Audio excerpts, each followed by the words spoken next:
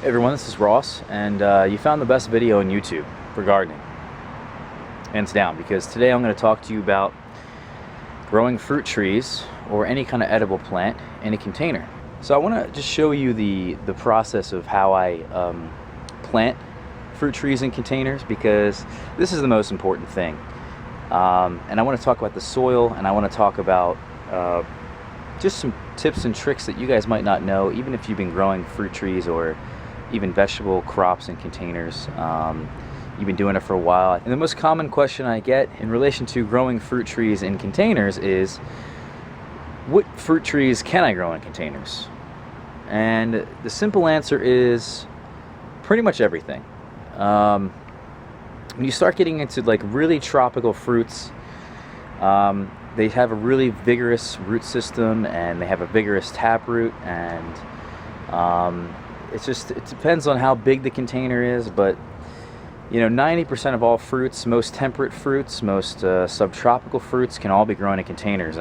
You might not get a whole lot of fruit, depending on the fruit, whatever it is. Like a mango, for example, just takes a huge amount of energy to put into one little mango, and if you have, not the biggest room that the mango can grow in, well, it's not gonna work out for you. So the next common question I get is, should I grow it in a container? So you figured out that you can grow it in a container, but what are the pros and cons of growing it in a container? Well, if you can grow it in the ground, I would grow it in the ground. Okay, so if this is you live in a cold place like I do. I live here in Philadelphia, and it gets pretty cold here. It reaches about 0 to 5 degrees in the wintertime, and a lot of things at that temperature just won't survive. As an example, I like to grow a lot of figs. They're my favorite fruit. I also like to grow persimmons. I like pomegranates, and those three fruits, for the most part, really won't do well at those temperatures, those really low lows. If it gets below 0, they pretty much will die back to the ground. And those are a subtropical tree. I'm in a temperate zone. So there's temperate zones, and then there's a subtropical zone, and then there's a even tropical zone, which you can find here in the U.S. and like the southern tip of Florida and in parts of California. But for most of us in the U.S., we live in a temperate zone, and if you are going to grow a subtropical tree or even a tropical tree, and there's only one way you can do it, is grow it in a container. So I think if you can grow it in the ground, do it, because there's so much less work involved, there's so much less water involved, there's so much less nutrients involved. Everything is just so much better. A container, what's nice about a container is that you can move it around. You can move the tree from one place to one place. If you're gonna move or something at some point, it's great to be able to load them up in a truck and then bring them to your house and then plant them in the ground. Or maybe you're growing in an apartment and you only have a balcony, or maybe, like I said, you're trying to grow something really tropical and it doesn't work in your area. Maybe you're trying to grow something that you want to give a really fast head start to the season on. Maybe you want to overwinter like an annual plant, like a tomato plant or a pepper plant, and give it like a huge jump start to the season next year by keeping it alive all wintertime and then planting it and just having a much larger pepper harvest or a much larger tomato harvest throughout the season. There's actually a lot of benefits to growing in containers. It's just that when you have a lot of containers and you have a lot of plants, it's just a lot of work to maintain a containered plant. I think that's the biggest thing. The other downside is that eventually your plant is going to get root bound in that container, whereas if it was in the ground, it has a lot of room to grow. It's never going to get root bound. So eventually, over so many years, depending on what it is and how vigorous it is, you're going to have to go in there, take the plant out of the container, and then actually root prune it. And just like you prune the tops of the trees, like here, if I was to snip off this branch here, I also need to go in here into the roots and cut out some roots, and then let the tree grow some new fibrous roots that'll provide the tree more nutrients. All right, so now that you've figured out what you can grow in a container and if you're going to grow in a container, now here's the part about how you should do it. So the first and most important thing about growing anything in a container is the soil. And I know people say this shit all the time, and they're like, oh my god, the soil is the most important thing, and you should dig the hole this, and the hole is the most important thing, and put all the shit in the hole, and blah blah blah blah. But I really mean it here. When it comes to containers, growing things in containers is can be a very finicky thing. And if you don't have a well-draining soil, this is the most important part of your soil. It has to be well-draining. And well-draining essentially means that you have just larger pieces in your soil. Larger pieces could be something like vermiculite or perlite or bark, rice hulls. There's a lot of different things you can put in your soil, whether or not it has nutrients or not, that will increase the porosity of your soil. Really, there's two reasons why you do this. One is that roots need air, actually. They do. If you're suffocating the roots with a very compacted soil, whether it's in the ground or not, it's going to be very difficult for that plant to grow. It's not going to grow as vigorously, it's not going to grow as well, it's not going to be as healthy. The other big reason is that when your soil isn't well draining, it actually holds water a lot better. And by holding water, it creates a problem for your trees. If I lived in a swamp, think about this, right? If you live near a swamp and you go to the swamp and you see very few plants in the swamp, and every time it rains it gets flooded, and it's just a horrible mess. And if you look around in the swamp in nature and you see what's in the swamp, there's very few plants that are actually existing in the swamp, because the trees or whatever that's in there doesn't do well in that kind of stuff. They'll eventually die. And before the swamp was a thing, it probably had a lot more plants in it at one point. And now that there's just all this flooding and there's constant water, and what it's doing is it's rotting the roots of these plants. And by rotting the roots, you're actually killing the roots, and when you kill the roots, you kill the top of the tree, and the tree eventually just dies. The same exact thing happens in containered plants. You drown your plants with water and they die. I've killed so many plants when I first started growing fruit trees in containers. I can't even tell you how many I did. Now that I've changed the soil composition and it's now well draining, it doesn't hold as much moisture. It's just made it a huge difference in the health and the quality of my plants and having them even just survive.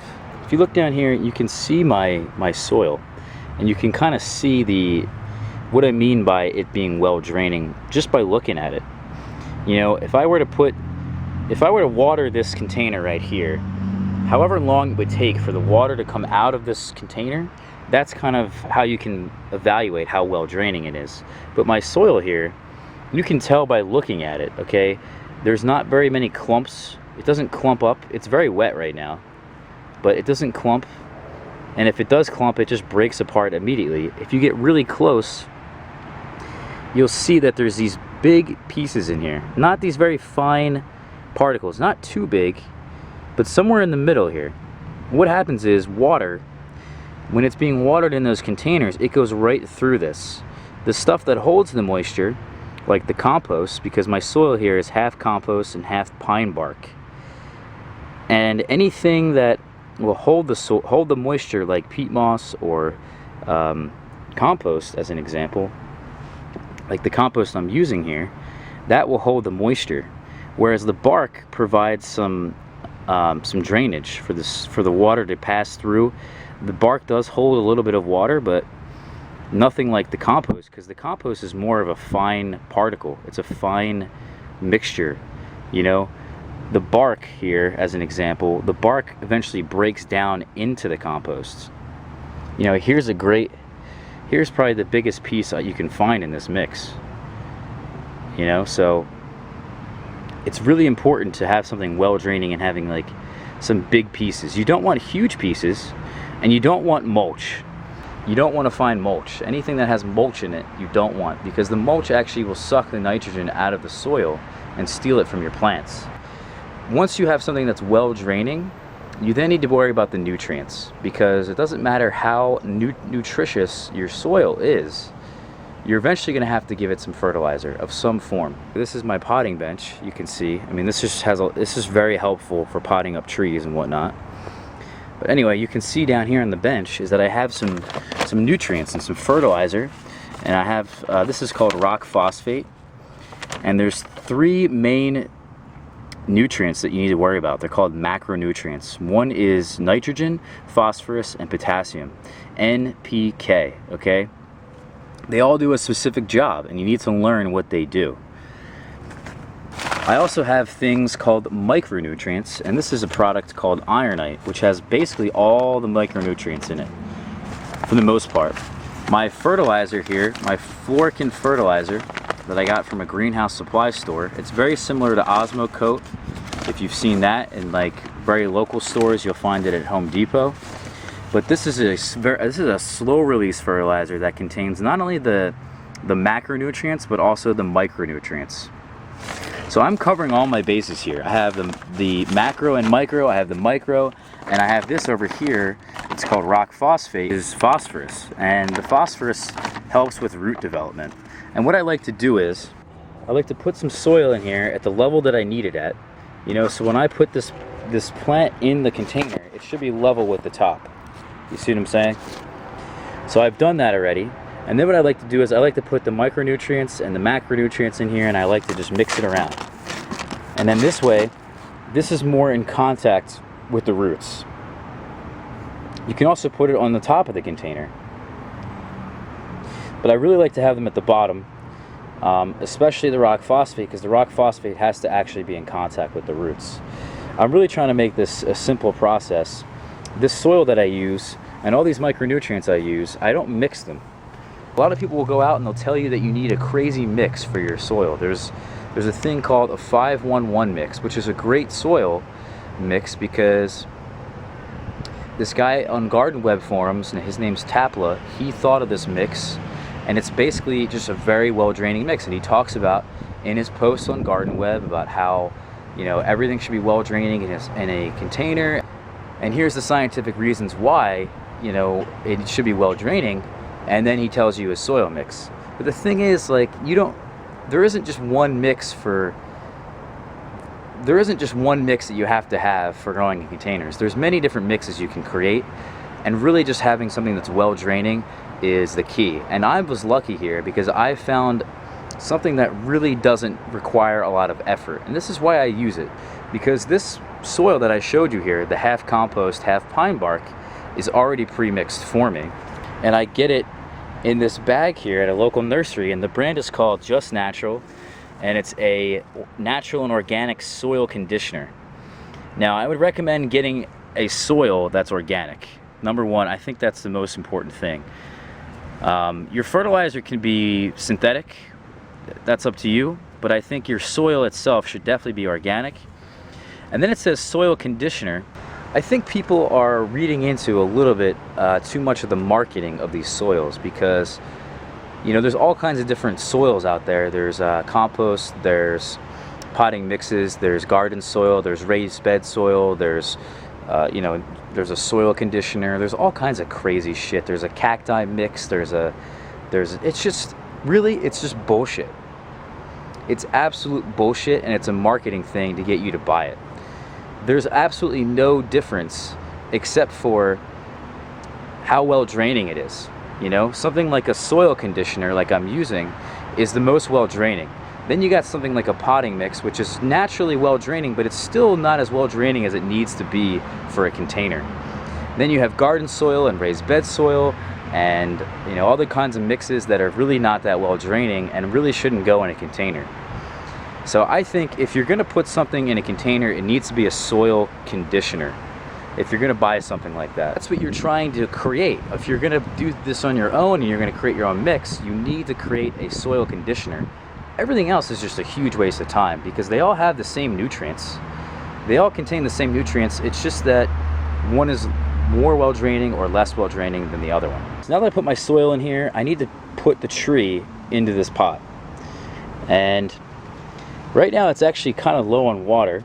I recommend that when you transplant contained plants out of their container, you let them dry out for a little bit, because what that happens is the soil comes with it, and any kind of transplant shock is going to really not be great for the plant. There are some exceptions, you know, where you actually want to rough up the roots. So like, let me pull this out of here. And by the way, when you pull a plant out of a container, you want to turn it upside down. So let me do that right now. I'll put the container down and I'll take off the container upside down. I do not want to pull on the trunk of the tree, because that's going to potentially tear off some roots. Hey guys, the container's off the plant here, and I want to just mention that if the roots were really circling around this plant, I would rough them up. But what I would like to do is, when I put this in the container, I really don't want any transplant shock. And see how this is just one piece? There's no soil missing from this. That's because it was dried out. And if there's any soil missing, it's going to disturb the roots, and it's actually going to cause transplant shock when you put this in a new container. But like I said, if this thing was really circling, you know, the roots were really circling around here, I would totally rough them up. And in fact, I would take a knife and I would score all the way down the roots and just cut off one side of the roots to prevent that circling from happening. But before I put this in the container, I really want to show you the root ball here and show you what's going on, because there's a lot of science behind this and it's really good to know. On the top of the container, see how there's like yellowish and brown roots here? But then on the top of the container, they're white. Those are dead roots, 100% dead roots. These are roots that have hardened up and really are not bringing up too much water. If you have a white root, a white new root that's coming out, not like a white dead root like this, a white really healthy looking root, that's the root, and those are the roots that are going to really suck up nutrients and water for your plant. This plant currently has been very root bound. A friend had sent it to me in a trade. I'm really happy I got it. It's massive, but the problem is the root ball isn't really that healthy.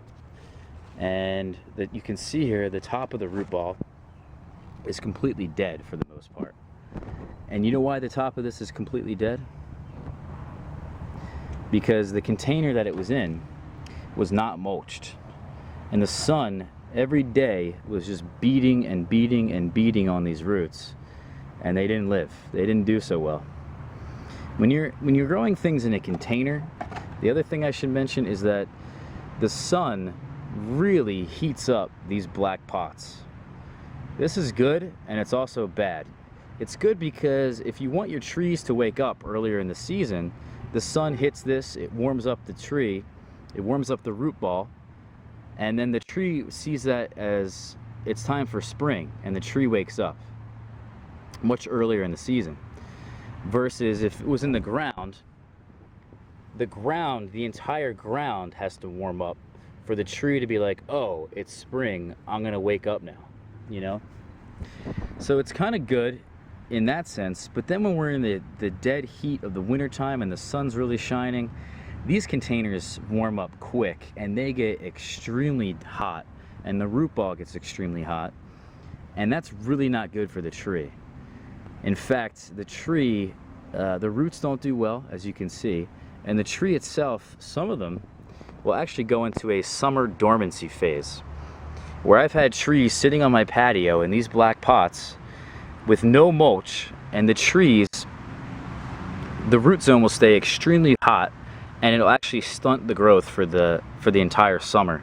And it took me forever to figure out what the hell was going on. And as soon as I added mulch to the top layer, it really cooled the container temperature down, it cooled the root zone down, and then it actually just started growing. So really, temperature is a huge factor in these containers, and I really recommend growing, having all of your potted plants mulched. So now that this is out of the container, let's just put it in here, okay? And first off, I don't really like the branching that's happening here. I want to select a couple branches. I really like this branch. It's very thick. It's nice and tall. It could really branch out into a tree form. As of right now, this is kind of like a bush. So what I'm going to do is I'm going to make some cuts, and I'm going to come back to you guys. Alright, so here's now the shape of the tree. And I took off a branch right here, and I took off a very small branch coming out here that wasn't going to do much for me. And I've cut them up into small pieces and put them back in the original container. And what I'm going to do is I'm going to use this as mulch. Now it's just about aligning the tree to how I want. And I'm going to put this tree on a bit of an angle here. You can't really see all that well because there's shadows, but this tree is on an angle. This is how it normally sits. This is how I'm putting the tree in the container. You can only align your tree once, so it's good to do this now rather than later. And the final parts of this is to actually just fill in some soil. So I'll be right back. One of the last important things, and you might think that this container is basically filled with soil, but it's not. So what I'm going to do is I'm going to kind of compact the soil. I don't really want to compact the soil by pushing down. That, like we said earlier, will remove air pockets in the soil and decrease soil porosity. So we don't want to do that.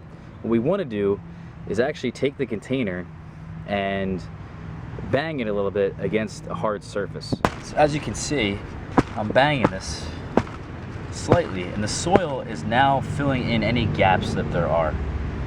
And if you come back and look, I'll show you in a second here, we just made about an inch worth of soil room here. So what I'm going to do is I'm going to add a little bit more soil, and then I'm going to add the mulch on top, and then we're done. Alright, voila, we're done.